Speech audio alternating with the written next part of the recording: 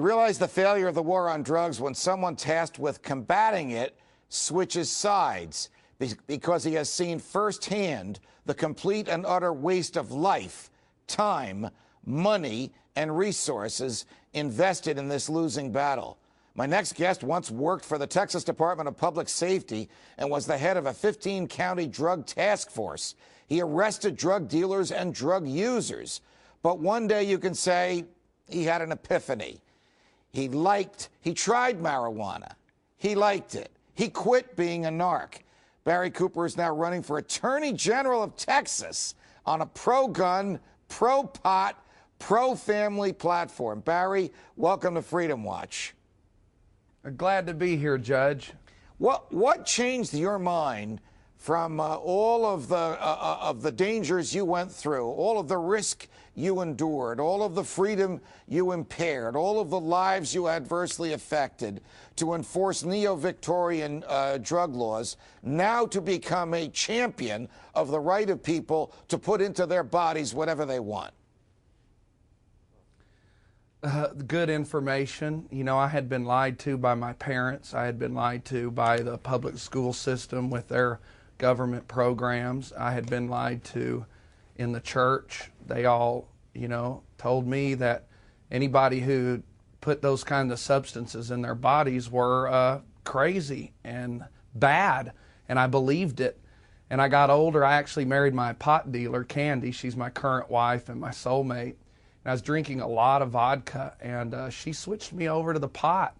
And marijuana has a way of opening a person's eyes to see the truth. And once I saw the truth, I felt bad for what I had done, arresting all those people. Is it realistic to expect that in a state like Texas, arguably the most conservative and traditional in the union, even if a tradition is based on false premises, like the traditions of outlawing the use of recreational drugs and privacy, will accept your argument during this campaign that drugs should be made legalized and that you should be in charge of enforcing the laws?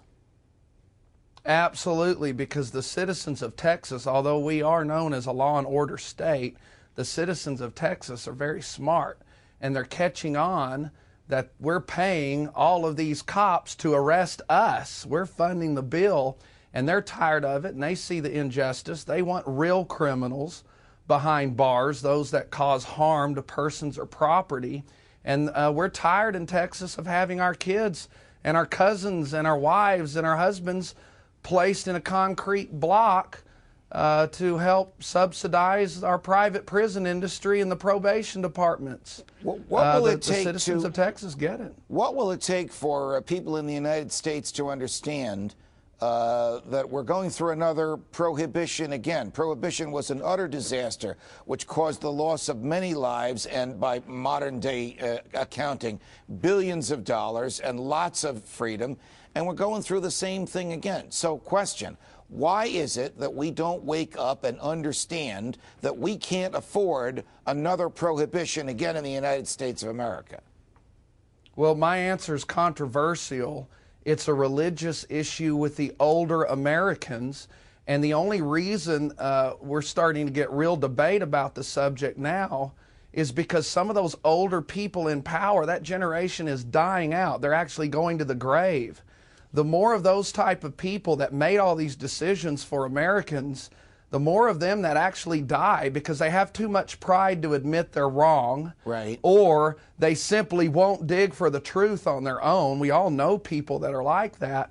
But it's sad to say, but the grave's taking care of them, and I don't have compassion for them because of the urgency of our hundreds of thousands of citizens in a cage that they put there. So America's waking up, and part of the reason is with the death of a generation that enacted these crazy laws based on religion. We're chatting with Barry Cooper, who's running for Attorney General from the state of Texas. Are any of the three Republican candidates for governor, Governor Perry, Senator Hutchison, or Deborah Medina, in any way interested in your platform that people ought to be able to decide for themselves what they put into their own bodies in the privacy of their own home, and it's none of the government's business? Well, no, any of those three candidates will not endorse me until I gain more popularity, because they are politicians. They would jump on that bandwagon if they felt like it would get them the proper votes. And that's the difference in the people that are getting elected now and real politicians. The people that are getting elected now are going by principles, not what benefits them. You know, Houston just elected an openly gay mayor. Right. And Houston incarcerates more people than any city in the world. They have the highest incarceration rates.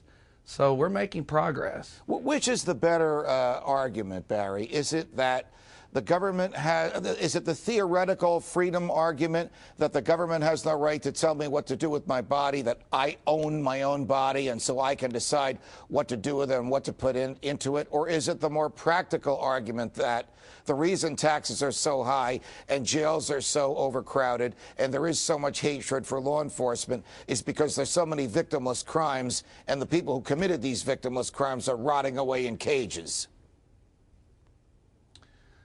Well, it's both. Those are both good arguments, along with the prohibition argument. Prohibition doesn't work. My grandparents would have much rather kept going to Jack Daniels to get their whiskey and liquor, but they were forced to go to Al Capone because of prohibition. I would much rather go buy my marijuana cigarettes from Marlboro, but I'm forced to go to the cartels to buy it. Prohibition doesn't work.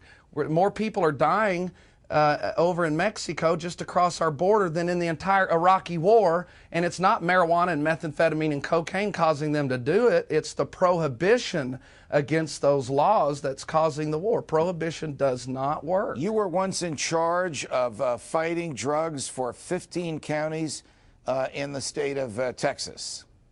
Tell me, in your opinion, would the Mexican drug cartels, would the gangs at the border be out of business almost overnight if marijuana were lawful in Texas to use in the privacy of your own home?